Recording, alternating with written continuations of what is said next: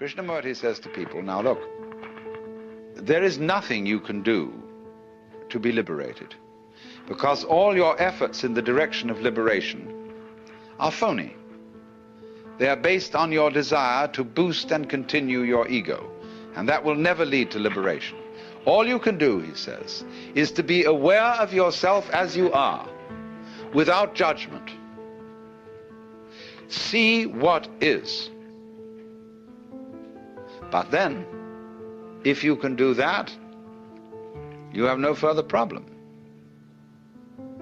But if you try to do it, you're in the same mess all over again. Gurdjieff played the same game in a different way. He said, the most important thing is self-remembering. Always at every moment be aware of what you're doing. Watch yourself. Constantly and never, never be absent-minded.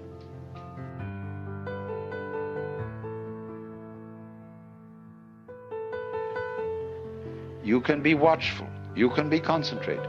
You can be alert. But all that will ever teach you is what not to do. How not to use the mind. Because it'll get you into deeper and deeper and deeper binds. You have to let it happen. Just like you have to let yourself go to sleep. You can't try to go to sleep. You have to let yourself digest your food. You can't try to digest it. And so in the same way, you have to let yourself wake up. Become liberated. And when you find out, you see, that there isn't any way of forcing it, that for most people is the only way of getting them to stop forcing it.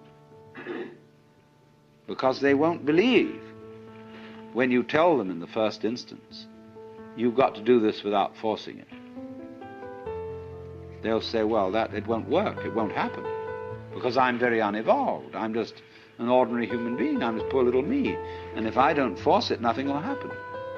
I have people who think that if they don't struggle and strain, they won't have a bowel movement, or whatever it is.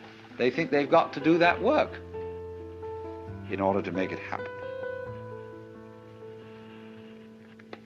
In other words, all that is based on lack of faith, not trusting life.